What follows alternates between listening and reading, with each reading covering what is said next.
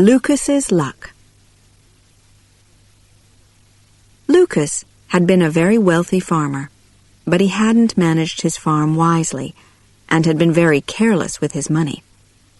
He realized too late what a fool he had been when he lost everything. Now he and his wife lived in poverty in a tiny house, which could hardly be called a house. The cracks in the walls made it impossible to keep warm. Rain came in through the holes in the roof. Their life was a constant struggle. They had always prayed for a child, but during their years of wealth, God had never listened. Now they were poor and had nothing, and his wife gave birth to a baby daughter. "Oh, what are we going to do?" his wife cried. "We don't have food for ourselves. How are we going to take care of this poor little stranger?" "We'll find a way," Lucas said. "She's a gift from God, so He'll help us find a way. But first we must have her christened. We must ask someone to be our daughter's godmother." They had no relatives in the area, so Lucas went to ask their neighbor's wife. "My husband and I are only poor peasants like you. Why should we add your child to our list of money worries?" was her answer. Lucas returned home with the bad news. "What can you expect?" asked his wife sadly. "When we were rich, everyone wanted to know us and be our friends. Even the mayor invited us to his home. But now we have nothing, and not even a poor peasant woman will help us." She was very worried about their little baby. Winter was almost at its end, but it was still very cold. At night the earth froze, and in the morning the houses and trees were covered in snow. They had no clothes for their child, only old bits of cloth, and her bed was the cold, hard ground. Lucas's wife kissed their baby and cried, "My poor darling, my poor little darling." Then suddenly a happy thought came to her. She told Lucas to go and ask the mayor's wife to be their child's godmother. She was godmother to the mayor's child, and was certain that the mayor's wife would do the same for them. Lucas didn't feel so certain, but he went to ask her. With a heavy heart, Lucas walked past the fields and farm buildings that used to be his. He arrived at the mayor's house and gave his wife's good wishes to the mayor's wife. He then asked if she would be godmother to their child. "You know how hard things are at the moment," she answered. "Everyone's struggling. I can't afford to help someone as poor as you. Why are you asking me anyway? Isn't there someone else you could ask?" "Well, my wife is godmother to your child," he answered simply. "Oh, I see. So this is a debt that I have to repay, is it?" was her angry reply. "Is that the only reason your wife agreed to be our child's godmother? And tell me, what help is your wife to our child now when you have nothing? How dare you come to my home and insult me like this? I wouldn't be your child's godmother if you paid me in gold." Lucas left in tears. When he got home, he described what had happened at the mayor's house. His wife was desperately unhappy, but he told her not to be discouraged. He was going to take their child to the christening himself and ask the first person he met on the road to be her godmother. His wife, crying, wrapped their child in an old blanket to protect her from the winter winds and put her in her father's arms. Lucas dressed as warmly as he could and started on his journey. He carried his baby sadly but proudly along the road. After several hours, he saw an old woman, dressed in old, torn, dirty clothes, walking very slowly on her old, bent legs. He hesitated for a moment, and then walked up to her, explained their situation, and asked her if she would be godmother to their baby. The old woman smiled warmly, took the tiny baby in her arms, and said, "Yes, of course I will. It will be an honor to be godmother to such a sweet little baby, whose father loves her so much." they continued together to the church. The priest was just getting ready to leave when his assistant hurried up to him and whispered that some people were arriving. "Oh, no," said the priest, who wanted to get home for his supper. "Who is it, and what do they want at this late hour?" "It's only Lucas," answered his assistant. "You know, the one who lost everything.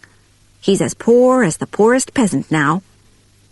As they approached the church, the godmother saw that the assistant was whispering something unkind to the priest.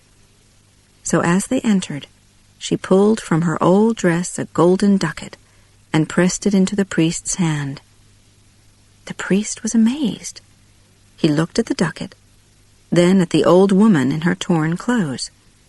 He then quickly whispered to his assistant to prepare for the baby's christening. The christening ceremony that followed was suitable for the wealthiest of merchants. The little girl received the name Marischka. After the christening, the priest walked with them to the door of the church. His assistant walked with them all the way to the gate, hoping for a nice reward. The old woman gave him a golden ducat, which he received gratefully. When Lucas and the old woman reached the place where they had first met, she handed the baby to him.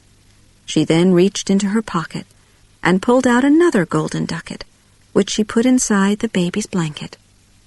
She smiled at Lucas and said, "This is my gift to your child. This will provide enough money to bring her up well and give her everything she needs. This child will bring you and your wife great joy and comfort, and when she grows into a woman, she will have a long and happy marriage." The kind godmother then touched the ground, and suddenly a beautiful rose bush appeared, covered in sweet-smelling flowers. Lucas bent down to admire the lovely flowers, and then turned to thank the old woman. But she was gone. He was amazed and confused. "Goodbye," he called. "Thank you, kind godmother." He stood there, holding little Marischka, looking all around him. He would probably have stood there for hours if Marischka hadn't started crying for her supper. So he began walking, and as he walked, he thought about all the wonderful things that had happened to him that day.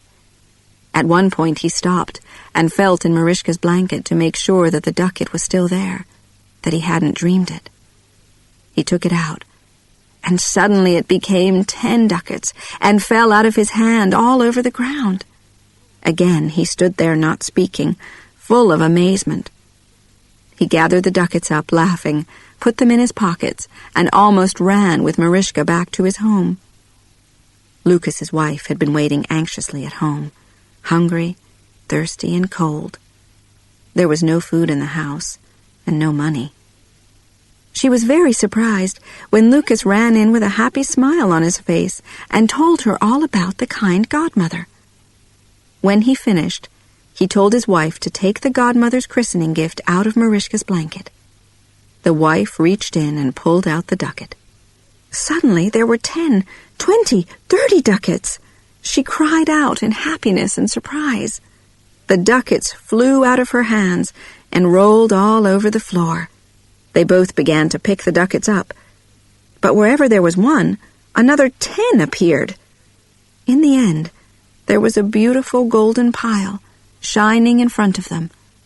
They fell onto the floor, laughing and crying at the same time. Then Lucas's wife was suddenly full of fear. Could this money be an evil curse? Maybe the woman is an evil spirit who wants to buy our souls. Lucas laughed. "Don't be silly," he told her. "What evil spirit would go into a church?" But Lucas knew this godmother wasn't an ordinary woman. Maybe she was a good spirit, sent by God to help them. He warned his wife, however, that they must guard their secret. He told her to hide the money and not tell anyone the true story. He then took 1 ducat for the mayor to change so he could buy eggs, flour, bread, and milk. When he asked his wife what else he should buy, she immediately answered, "Our land, our house, our animals, our fields." "Tomorrow morning," Lucas replied happily. Then his wife became very serious and said, "But Lucas, please manage them more carefully this time." Lucas took her in his arms and told her quietly, "I promise to do this, for you and our child. I've been very silly and caused us much unhappiness and worry, but I've learned my lesson. Please believe me." He then left to get their supplies. While he was out, his wife sat holding her baby and dreaming happily about their future. After some time, Lucas returned with the mayor's servant, who was carrying buckets of fresh milk, a basket of eggs, and some wonderful cakes. "The mayor's wife sends her good wishes to you both, and has sent me to help you in any way I can," the servant told her. Lucas's wife thanked her, and watched as the servant then began preparing a fine soup for them on the fire. Lucas had also bought 3 soft feather beds, which he put by the fire. The next day, Lucas went to buy back their farm.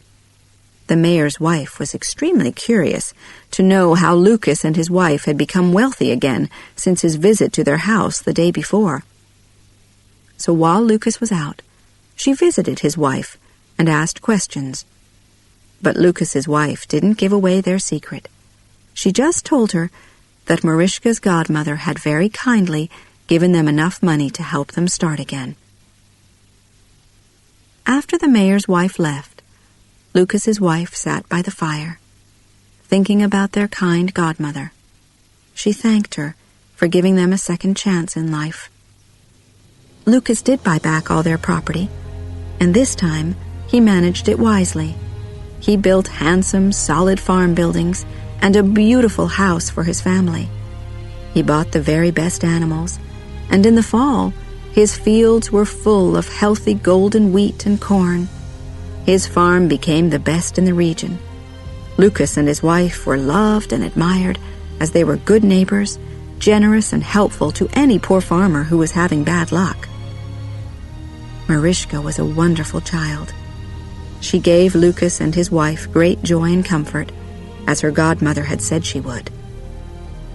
When she became a woman, her beauty attracted a wealthy prince who asked her to be his wife. She married him and lived a long and happy life. Lucas and his wife grew old in good health. In the evenings, they often sat by the fire and talked about the time when the kind godmother appeared and changed Lucas's luck.